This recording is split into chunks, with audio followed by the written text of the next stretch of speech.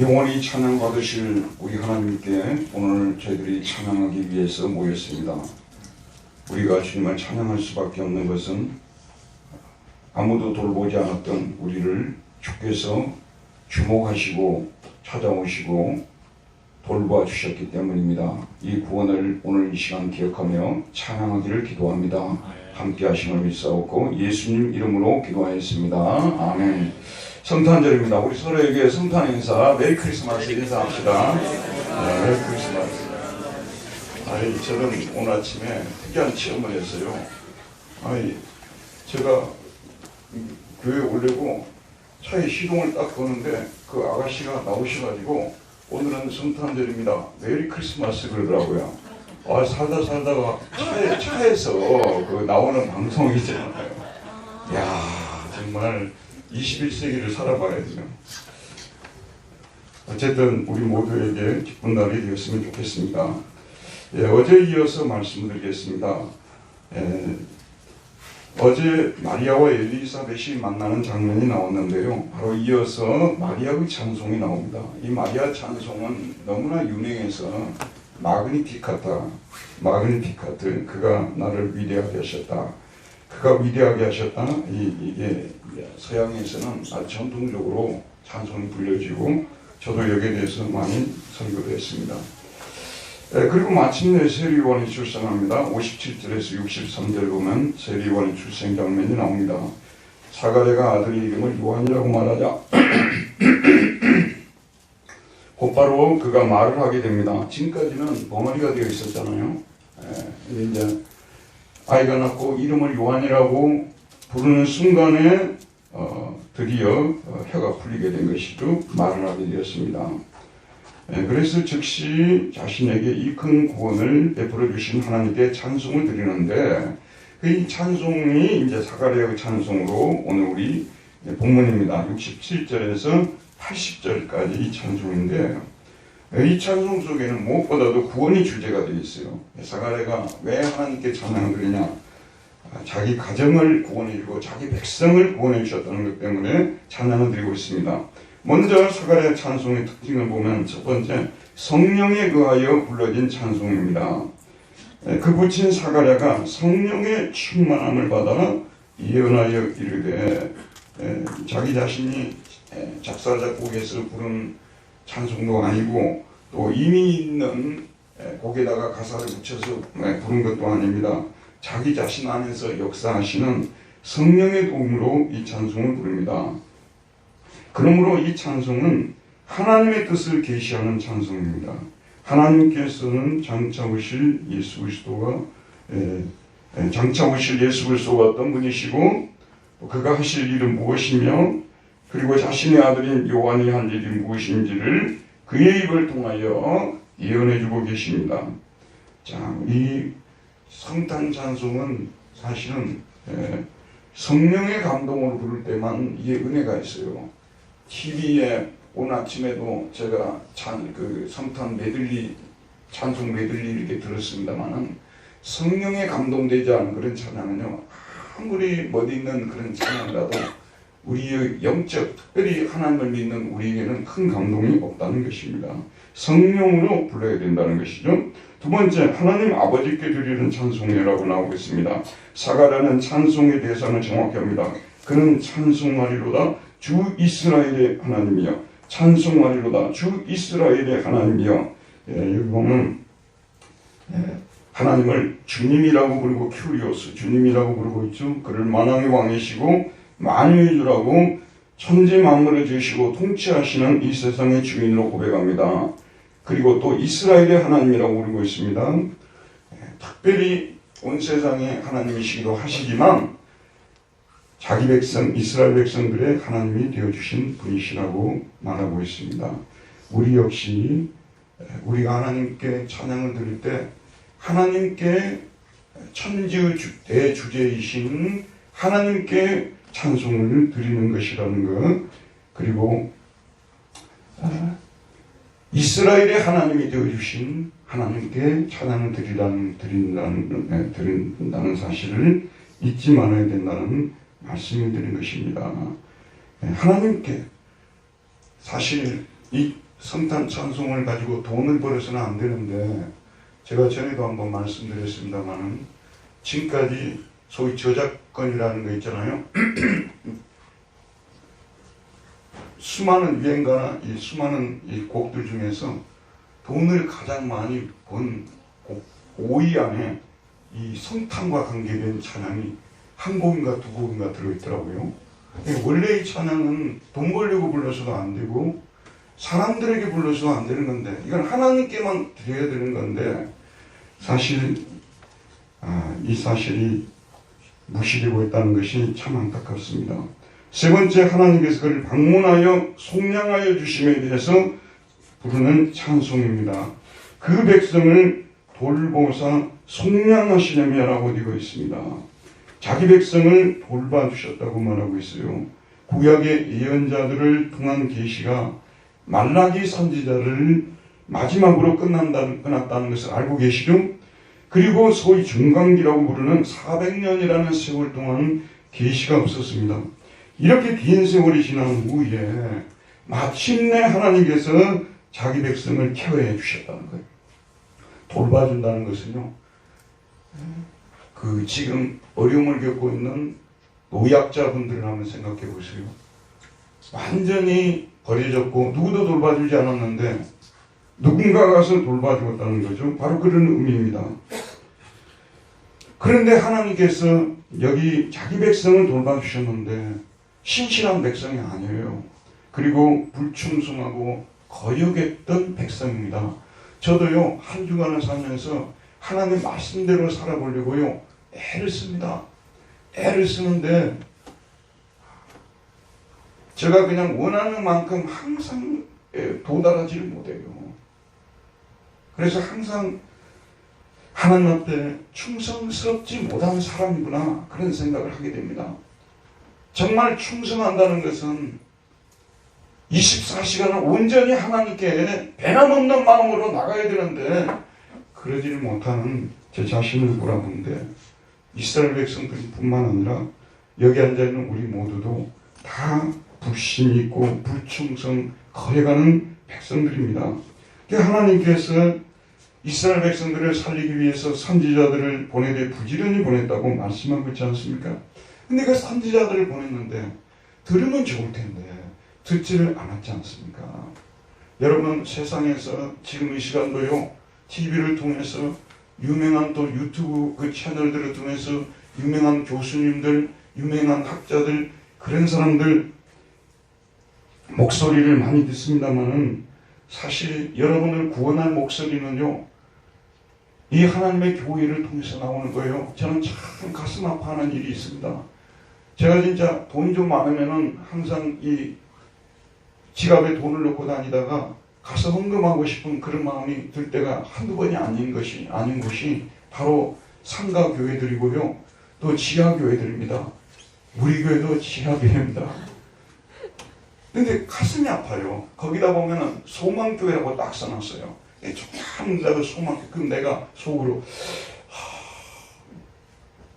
교회가 여기밖에 없다면 소망이 있겠지만 옆에 너무 큰 교회들이 많은데 이 교회에 무슨 소망을 줄 수 있을까?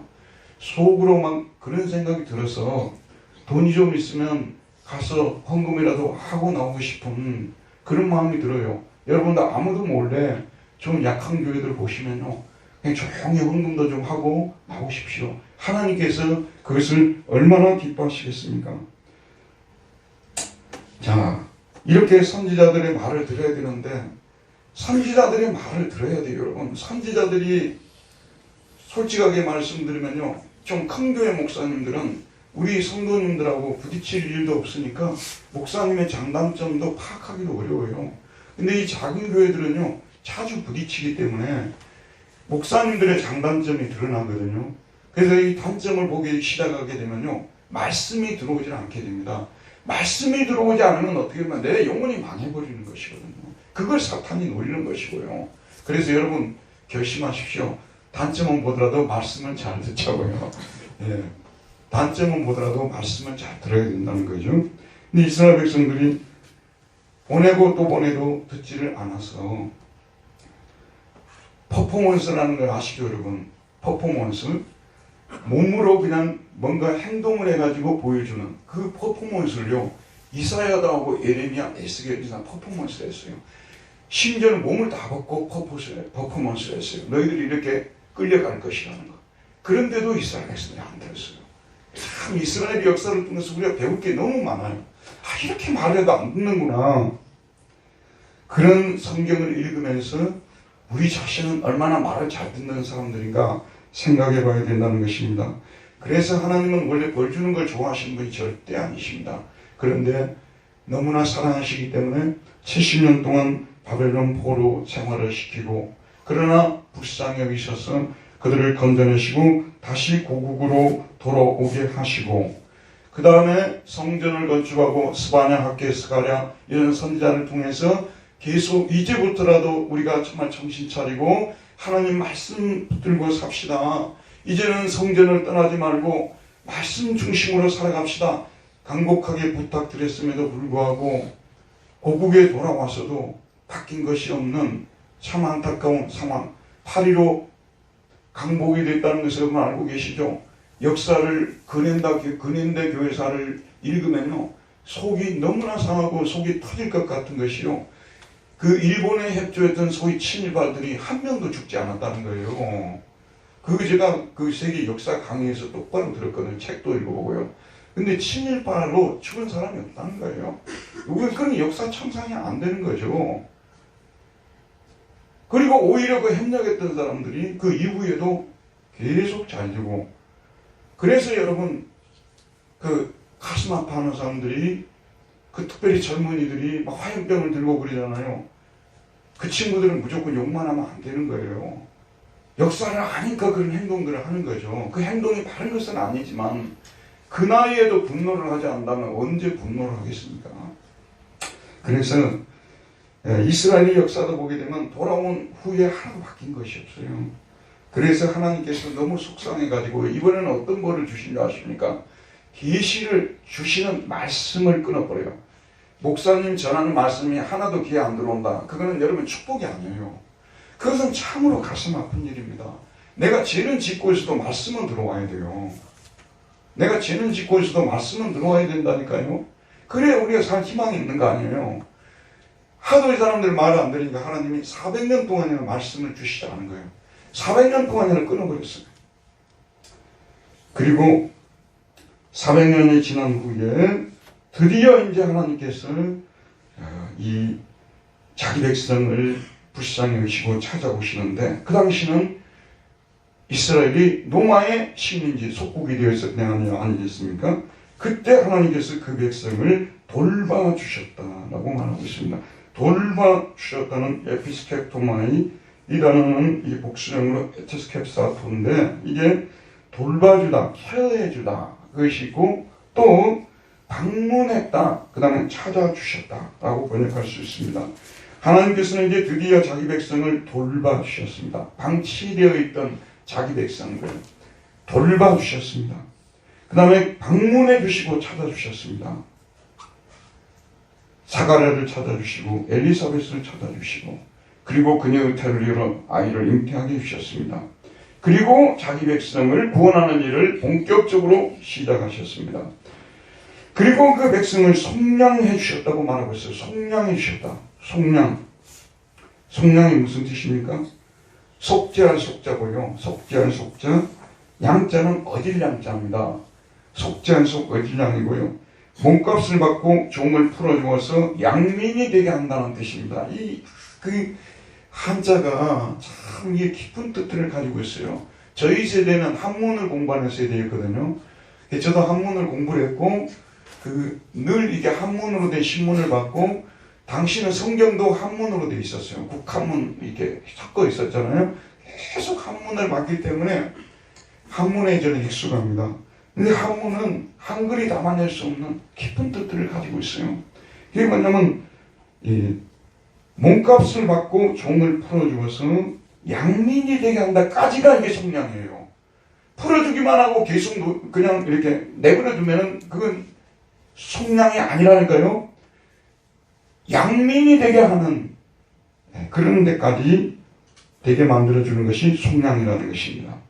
이는 하나님께서 예수님을 보내시어 자기 백성들의 죄를 담당하게 하시어 그의 피를 속전으로 흘리게 하셔서 그들의 죄와 형벌로 풀어주셔서 하나님의 백성으로 입양한다는 뜻이 들어있는 것입니다. 이제 마침내 약속된 메시아를 보내주시어 그 백성을 구원해 주신 것입니다. 그래서 사가랴는 이 구원을 찬송하지 않을 수 없다는 것입니다. 우리가 하나님께 부르는 이 성탄의 찬송은요, 여러 의미를 담고 찬양을 드리지만 항상 중심은, 핵심은 우리를 구원해 주신 하나님, 우리를 구원해 주신 예수님, 성령님을 생각하면서 그분들의 은혜를 생각하며 찬양을 드려야 된다는 말씀입니다. 그러면 이 사가랴의 찬송에 들어있는 내용을 살펴보겠습니다. 첫째로 하나님께서 구원자를 보내주셨기 때문이라고 말씀하고 있습니다. 우리 69장 69절 다 같이 한번 읽어보도록 하겠습니다. 시작.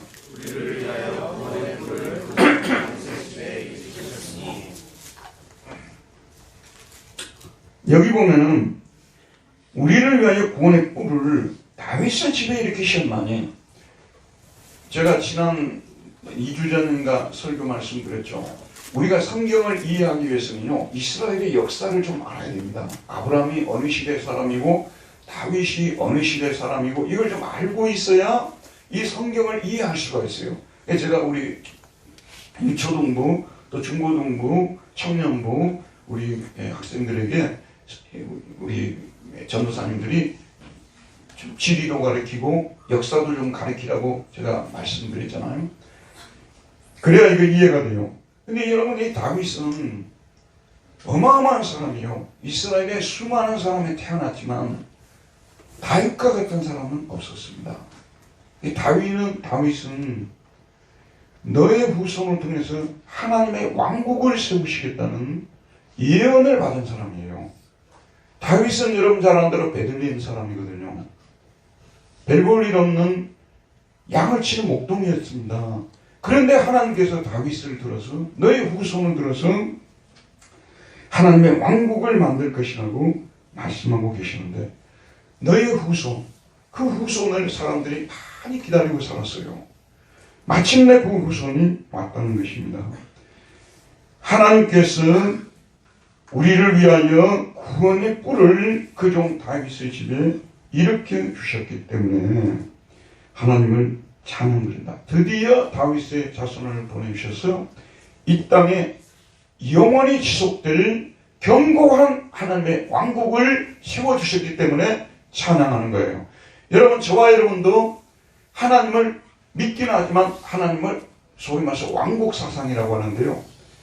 우리가 하나님의 왕국에 초대되어 왕국의 백성이 되었다는 이런 차원의 구원을 생각해야 된다는 것입니다. 우리가 하나님의 왕국으로 들어오게 됐다는 것, 이 왕국으로 다윗의 후손을 보내주셔서 들어오게 하셨기 때문에 하나님을 찬양한다는 것이 사가랴의 찬송의 첫 번째 내용입니다. 두 번째, 우리를 원수 마귀로부터 구원해 주셨다고 찬송합니다. 이것은 주께서 예로부터 거룩한 선지자 입으로 말씀하신 바와 같이 우리 원수에게서와 우리를 미워하는 모든 자의 손에서 구원하시는 일이라. 혹시 여러분 원수에게 시달려 보셨습니까? 저는 중학교 다닐 때요, 원수가 앞집 뒷집에 있었어요. 앞집에 있는 그 우리 동창이 얼마나 고약한지, 학교 가다가 제가 신을 잘못 밟아갖고 자기 신을 살짝 밟았어요. 그걸 끝까지 안 신고 집에까지 내를 못 들고 오라는 친구. 뒷집의 원수는 뭐 동네에서 모든 사람이 기피하는 그런 가정이었어요. 그래도 하나님은 원수를 통해서도 역사하시더라고요. 제가 중학교를 들어갔는데 아무것도 몰랐죠. 그런데 우리 뒷집 원수 집안의 형님이 저에게 발음 기호를 가르쳐 줬어요. 그래서 제가 중학교 들어가자마자 영어를 잘하게 되었어요. 오늘의 제가 있는 것이 그 형님 때문이라고 수도 없이 생각했어요. 제가 하나님이 원수도 사용하는구나. 여러분, 하나님께서 제가 이제 낭만적으로 말씀드려서 그러지, 원수 한 사람 있으면요, 사람이 반 말라 죽습니다. 근데 그 원수의 손에서 우리를 구원해 주셨는데, 여기서 말하는 원수는 누굽니까? 원수는 누구예요? 아담을 타락시킨. 또 누구를 타락시켰어요? 다윗을 타락시키고 수많은 사람들을 타락시킨 마귀를 말하는 것입니다. 여러분도 우리가 예수 믿고 나서요, 누구 때문에 그렇게 힘드냐 그러면요, 원수 마귀 때문에 그렇게 힘든 거예요. 원수는 잠도 안 자요. 저희는 자는데요. 늘 우리의 연약함을 넘보고 있다가 우리 약점이 생기면 바로 공격해서 우리를 제하게 떨어뜨리고 죄짓게 만들고, 이 원수 아니겠습니까? 수많은 사람들이 원수에게 넘어갔어요. 저희들도 예수를 믿기 전에 말할 것도 없고요, 믿은 후에도 얼마나 원수에게 많이 끌려다니고 그로 인해서 우리 죄를 많이 짓고 살았는지 모릅니다. 그런데 이 원수는 우리 힘으로 어떻게 해볼 수가 없어요. 우리보다도 비교할 수 없이 강하고 끼가 많기 때문에 도무지 우리가 구원할 수가 없습니다. 이 하나님 원수를 이길 수 있는 유일한 분은요, 오직 우리 주 예수 그리스도밖에 없습니다. 다른 어떤 존재들도, 사람도 이 원수에게서 우리를 구원할 수 없는데 우리 주 예수님만이 우리를 구원할 수 있습니다. 우리 원수에게서 우리를 미워하는 모든 자의 손에서 구원하시는 일이다. 우리가 구원을 생각할 땐 항상 원수 마귀로부터의 구원임을 잊지 말아야 되는 것입니다. 자, 저를 보시기 바랍니다. 이번에 제가 중국 드라마를 제 집사람하고 넷플릭스에서 봤어요. 고백하지 않을 수 없습니다. 너무 재밌어가지고 계속 봤어요. 제가 거기서 깨달은 것이요, 야, 이 중국 사람들이 소원이 쌀밥 먹는 거, 먹고 사는 거, 이것이 당나라 때부터, 수나라 당나라 때부터 이것이 중국을 이끌어가는 철학이 되었다는 것을, 소위 유물론이 중국을 지배했다는 것, 그걸 제가 깨닫게 됐어요. 이래서 지금 중국 공산당이 지금 존재하고 있는 거구나 깨달았습니다. 공산당 뭐 정치 체계 이런 게 무서운 게 아니라요, 그들이 생각하고는 유물론입니다. 정말 이 사람들은 보이지 않는 하나님을 믿지 않는 겁니다. 이 사람들은 쌀밥 먹는 거. 제가 예전에 연변에서 오신 분 얘기를 들어보니까요, 실제로 그 문제가 해결이 되어서 공산당을 통해서 해결해서 중국에서는 밥 못 먹고 사는 사람이 없대요. 냉장고에 고기가 가득 차 있대요. 그 사람이 한 얘기, 연변에서 오신 분이요. 그럼 뭐하러 오셨냐 그러니까 그것만 준다는 거죠. 더 많은 돈을 갖고 싶은데 먹는 것만 해결해 주니까. 그래서 그 사람들이 유럽으로 한국으로 미국으로만 가는 거 아니겠습니까? 제가 드린 말씀 뭐냐면요, 우리를 진짜로 괴롭히고 우리를 진짜로 힘드는 것은 보이지 않는 세력이, 보이지 않는 세력인데 우리가 영적으로 그 세력이 마귀라는 거예요. 이걸 우리가 인정을 해야 돼요. 여러분, 여기에 대해서 눈을 좀 떼야 되는 것입니다. 사실은 많은 사람들이 우리 인간 세상을 움직이는 힘이 보이는 사람들만이 아니라 보이지 않는 초자연적인 세력이 우리를 움직인다는 것이 수많은 사람들이 심지어는 자연적으로 본능적으로 이걸 알고 있는 거예요. 우리는 거기에 대해서 성경이 다른 점은 뭐냐면, 그 보이지 않는 초자연성, 우리를 재앙으로 몰고 가고 우리를 고통에 빠뜨리고 우리를 서로 싸움 붙이고 이런 것이 원수마귀라고 하는 거예요. 원수마귀. 저희 교회는 서로 갈등도 별로 없고 미워하는 것도 별로 없습니다. 저는 90% 이상 저 말이 맞다고 보는데, 왜 그러냐면 저와 여러분들이 예수의 이름으로 원수마귀를 이기고 살기 때문입니다. 아멘. 그렇기 때문에 우리가 지금 현재 여러분도 마귀의 시험에 들지 않기 위해서 얼마나 많이 노력해요. 얼마나 많이 기도해요. 그러죠 여러분. 마귀에게 잡히면 저와 여러분들요, 어쩔 수가 없어요. 우리 인간이기 때문에 마귀가 좋아하는 일을 하면서 다닐 수밖에 없어요. 저와 여러분들은 예수 그리스도를 통해서 마귀로부터 구원을 받은 게 벗어난 것이에요. 그래서 우리는 구원을 찬양할 때 원수로부터 우리를 구원해 주신 하나님 찬양드립니다. 이렇게 기도하는 겁니다. 세 번째, 믿음의 조상인 아브라함과 그 후손들을 긍휼히 여기시기 때문입니다. 73절에 보면 우리 조상을 긍휼히 여기시며 그 거룩한 언약을 기억하셨으니 곧 우리 조상에게 하신 맹세라. 성령님은 사가랴에게 그가 자기 백성을 원수 마귀로부터 구원하시기 위하여 예수님을 보내신 이유는 아브라함을 비롯한 조상들과 맺은 언약 때문이라고 했어요. 제가 지난번에 새 언약, 옛 언약 여러 번 말씀드렸죠. 하나님이 이스라엘 백성들을 구원해 주신 것은요, 아브라함과 맺은 언약, 이 언약만 아니었으면 부모님이 자기 자식이 너무너무 가슴 아프게 하는 일만 골라서 하고 다녀요. 그런데도 마지막에 가서 용서해 줄 수 있는 근거가 뭐냐면요, 그래도 내가 낳은 자식이니까 그거 아니겠어요? 이스라엘 백성들은 하나님이 낳은 자식들이에요. 그들과 언약을 맺으신 백성이에요. 그래서 하나님이 포기하지 못하는 겁니다. 그래서 그들을 긍휼히 여겨주신 거예요. 긍휼히 여겨주셨기 때문에, 불쌍히 여겨주셨기 때문에, 불쌍히 여겨주시는, 이 긍휼이라는 말은요, 정말 여러분들 많이 묵상하시길 바랍니다. 인간이 가지고 있는, 인간이 누리고 싶은 행복을 깨뜨리는 것은요, 사실은 우리 마음에 다 들어있어요. 근데 그 중에 제일 고통스럽고 우리를 불행에 빠뜨리는 것이 뭐냐면요, 불쌍히 여기지 못하는 것이거든요. 우리가 우리 마음속에 긍휼이 그냥 솟구쳐 흘러 올라오면요, 긍휼이 여기까지 가득 우리를 채우게 되면요, 사실 이 세상은 그 순간에 천국으로 변하게 되는 것입니다. 긍휼의 마음을 저와 여러분들이 가져야 돼요. 그래서 예수님께서도 산상수훈에서 긍휼히 여기는 자는 복이 있나니 저희가 긍휼히 여김을 받을 것이며, 긍휼히 여기는 것은요, 긍휼히 여김을 받는 대상이기도 좋지만 긍휼히 여기는 자기 자신에게 얼마나 큰 유익을 주는지 모릅니다. 우리 삶을 그야말로 그 순간에 행복하게 바꿔버리는 거예요. 연속곡에 보면 부자들 가족 많이 나오죠. 그럼 대부분 가족들이 긍휼히 여겨요, 미워해요? 대부분 미워하잖아요. 근데 가난한 집들은 나오면 대부분 긍휼히 여겨요. 신기하죠? 긍휼히 여겨야, 이게 긍휼히 여기는 게, 이 여기는 마음이 임하는 것이 구원입니다. 하나님이 우리를 긍휼히 여기셨기 때문에 우리가 구원을 받은 것입니다. 네 번째, 그 백성을 건져내어 그를 예배하도록 하였기 때문입니다. 이건 구원의 목적인데요, 74절과 75절을 다 같이 한번 읽어보도록 합시다. 시작.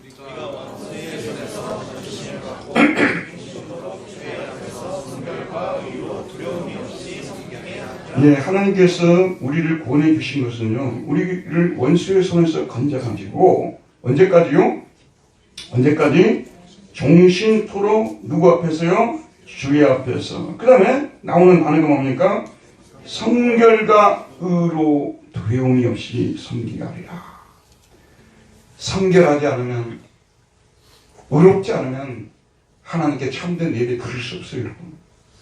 성결하고 의로워야만이 하나님께 참된 예배를 드릴 수 있는데, 이 성결과 의가 우리 스스로 만들어낼 수 있는 것이 아닙니다. 예전에 히랍 사람들은요, 야심찬 계획들을 세웠어요. 그게 뭐냐면 인간이 인간의 힘으로 신이 될 수 있다는 거예요. 신의 자리까지 갈 수 있는데, 그게 뭐냐면 덕을 연마하면 된다는 거예요. 덕을 부지런히 연마하면, 사랑을 피아노 치는 피아니스트가 부지런히 그 곡을 치면 나중에 능수능란하게 칠 수 있듯이, 덕을 부지런히 연마하게 되면 충성, 인내, 헌신 또는 자비, 이런 덕들을 우리가 가지고 있을 수 있다는 것이죠. 성결, 깨끗해지는 거예요. 부지런히 덕을 연마하면 된다는 거예요. 그 히랍 사람들이 야심찬 목적일 뿐이지 인간 본성의 부패를 알지 못해서 그러는 거예요. 인간이 아무리 자기 노력으로 아무리 덕을 연마해도 성결과 의를 가질 수 없어요. 근데 하나님 앞에 참된 예배 드리기 위해서는 성결과 의가 있어야 돼요. 그래서 예수님은 우리를 성결하고 의롭게 만들어줘서 두려움 없이, 성결하고 의로우면 두려움이 없어지는 거예요. 여러분, 의롭게 살아보세요. 거룩하게 살아보세요. 누가 두려워요? 두려움 갖는 사람들은, 죄를 진 사람들이 두려움을 갖는 거예요. 불우하게 사는 사람들, 성결하지 못하게 사는 사람들이 두려워하는 건데, 그래서 이 성결과 의를 우리가 가지도록 예수님을 보내주신 것입니다. 예수님은 자신의 성결과 의를 우리에게 전가시켜 주셔서 우리로 하여금 하나님 앞에 설 수 있게 만들어 주셨고, 저와 여러분은 별로 어렵지도 못하고 성결하지도 못하지만 예수님의 성결과 의를 우리가 접붙임 받아서 예수님의 성결과 의를 의지해서 하나님께 예배드릴 수 있게 되었다는 것입니다. 이게 바로 우리 하나님께서 우리가 찬양을 드릴 그 이유이고 목적인 것입니다. 다섯 번째, 이 구원을 전하기 위해서 사가랴가 지금 찬양하는 거예요. 자기 아들 세례 요한을 보내줬기 때문이라는 것입니다. 이 아이여, 네가 지극히 높으신 이의 선지자라 일컬음을 받고 주 앞에 앞서가서 그 길을 준비하여. 사가랴는 성령을 통해서 세례 요한이 약속된 메시아가 아니라고 분명히 말합니다. 조금 있다 동정녀 마리아에게 태어날 지극히 높으신 자이신 예수님을 알리는 선지자일 뿐이라고 말합니다. 그가 할 일은, 요한이 할 일은 주 앞에 앞서가서 그 길을 준비하는 일을 한다는 거예요. 그러면 요한이 그 백성에게 전할 소식이 무엇인가가 77절에 나와 있어요. 주의 백성에게 그 제사함으로 말미암는 구원을 알게 한다고 말하고 있어요. 제사함으로 말미암는 구원. 여러분, 저를 보시기 바랍니다. 예수님은 이 세상에 우리를 구원해 주시기 위해서 오셨어요. 원수 마귀로부터 우리를 구원해 주시고 성결하고 의롭게 만들어서 하나님을 섬기기 위해서 오셨죠. 그런데 문제는 제일 중요한 게 있어요. 죄가 용서받아야 돼요. 사람들은 죄를 짓고도 행복하게 살 수 있다고 믿고 있어요. 그리고 연속국 같은 데 보면 죄 많이 진 사람들이 더 잘 살잖아요. 죄 많이 산 사람들이 심지어는 90세 넘을 때까지 또 살아버려요. 누구라고 말씀드릴 수 없지만 이게 죄 짓고도 행복하게 살 수 있다는 것이 사람들 속에 들어가 있는 거예요. 그리고 그것이 구원이라고 생각해요. 천만의 말씀이에요. 성경은 뭐라고 하냐면 죄를 용서받아야 구원을 받은 것이라고 보는 거예요. 말하자면 겨우겨우 생활하는 정말 너무나도 어려운 편이지만 누구한테 죄 짓지 않고 특히 하나님 앞에서 늘 자기의 죄를 짓지 않으려고 노력하고 죄를 지을 때마다 뉘우치고 회개하고, 사실 이 사람들이 행복한 거예요. 그래서 근본적으로 행복한 사람들은 우리 그리스도인들입니다. 왜냐하면 우리는 죄사함을 받은 사람들이고 또 우리가 죄를 짓더라도 계속 죄를 용서받을 수 있는 사람들이기 때문에 여러분, 죄 짓고 편안히 주무실 수 있던가요? 돈 없이는 편안히 주무실 수 있어요. 빚만 안 지면. 먹을 거 좋은 게 없다 하더라도요, 우리가 편안하게 잠을 잘 수 있어요. 된장국 먹고도 맛있게 먹고 잠을 잘 잘 수 있어요. 그런데 여러분, 죄를 지어보세요. 그것이 작은 죄라도 걸리는 거예요. 심지어는 가족 간의 관계에서도 자기가 오늘 이런 말을 안 했어야 되는데 그 말을 딱 하고 나면은 그게 걸려가지고 가정의 평화가 깨져버리고요. 갑자기 가정이 어두워져 버리고요. 그래가지고 한참 동안 냉전을 벌이다가 한쪽이 손을 내밀어가지고, 주로 대부분 남편들이 손을 내밀죠. 왜냐면 인생의 진리를 우리 남편들이 다 깨달았기 때문에. 그래서 이제 결국은 이제 화목이 되잖아요. 그러면은 그때부터 평화가 임하는 거예요. 제가 왜 사실 이 강조드리냐 그러면요, 여러분, 우리는 지금까지 초등학교, 중학교, 고등학교, 대학원 수많은 공부를 하면서 세상의 지식들을 너무 많이 흡수해 있어요. 너무 많은 얘기를, 심지어는 기독교에 대해서도 너무 많은 얘기를 들었기 때문에 무엇이 본질적인 것인가 이걸 잃어버렸어요. 무엇이 참된 구원인가. 그래서 심지어는 우리조차도 세상 사람들이 말하는 구원을 구원이라고 믿고 가는 거예요. 성경에서 말하는 거는 원수 마귀로부터 우리가 구원을 받아야 된다는 거예요. 우리가 성결과 의의 성품을 가져야만 구원을 받은 것이라는 거죠. 그리고 오늘 말씀에서 말씀하신 것처럼 죄를 용서받아야 돼요. 죄를. 그래서 우리 예수님이 이 땅에 오신 목적이 죄사함을 받도록 하기 위함이에요. 그래서 오늘 말씀에서 그 죄사함으로 말미암는 구원이라는 말을 쓴 거예요. 죄사함을 받아야 구원받은 거예요. 죄사함을 받아야 구원을 받은 것입니다. 우리 옆 사람하고 당신은 예수님 때문에 죄사함을 받았습니다. 인사 한번 나눕시다. 예수님 때문에 죄사함을 받았습니다. 여러분, 정치적인 것, 경제적인 것, 사회적인 문제 다 중요해요. 여러분, 우리가 그런데도 신경을 써야 되고요.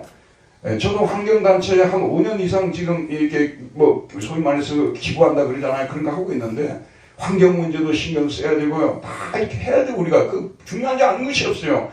그러나 우리는 우리 자신이 하나님과 관계를 맺는 이것을 가장 중요시 여겨야 돼요, 여러분. 이게 깨져버리게 되면 다른 거 아무리 잘해도 소용이 없다 그런 말씀이에요. 다른 환경 문제 그것 가지고도 돈 벌리는 사람들 얼마나 많아요.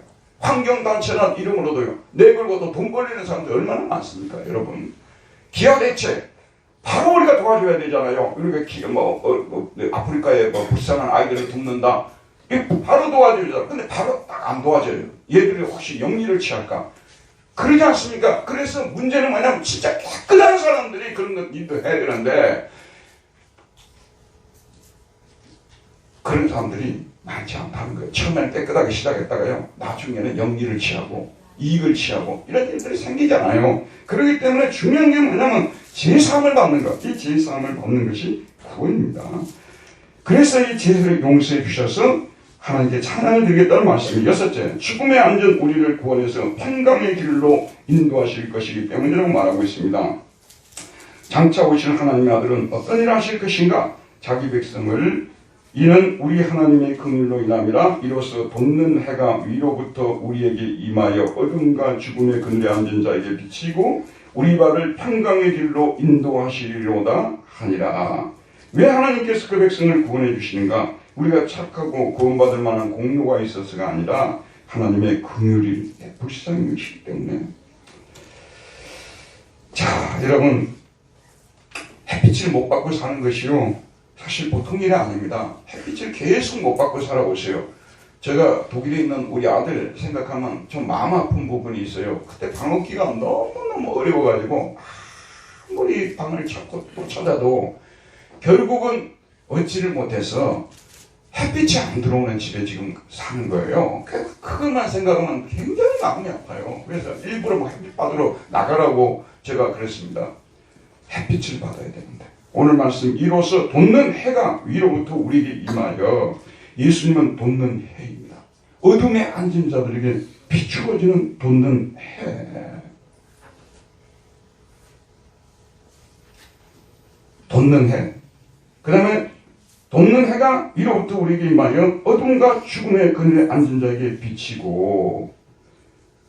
네.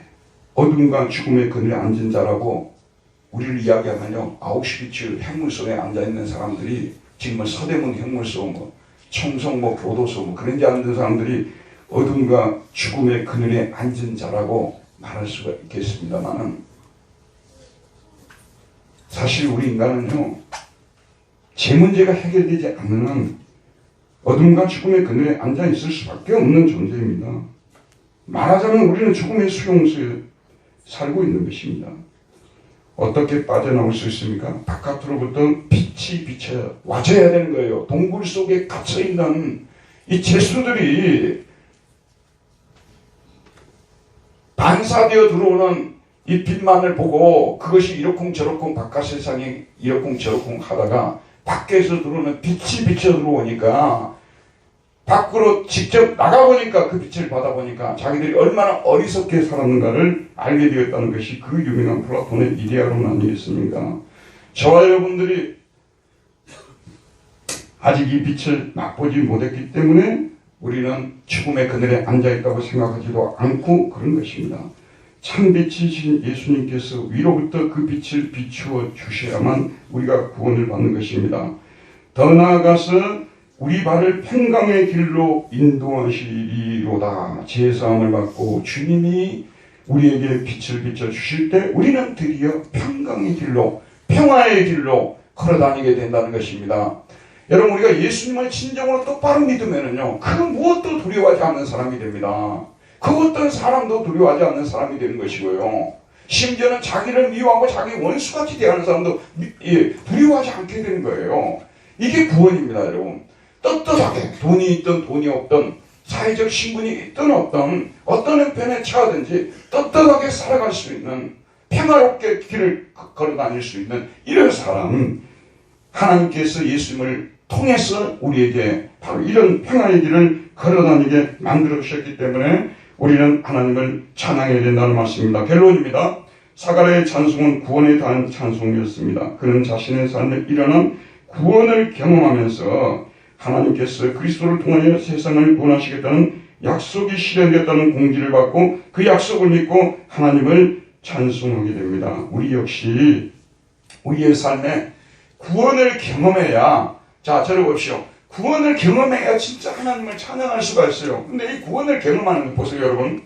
오늘 제가 말씀드리는 부분은 대부분 영적인 부분이에요.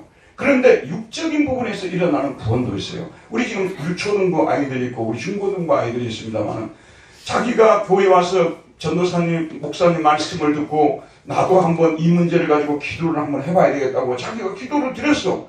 아니 그랬는데 어느 순간에 그게 응답이 되었어요. 근데 한 번인 줄 알았는데 또 어느 순간에 또 응답이 돼요.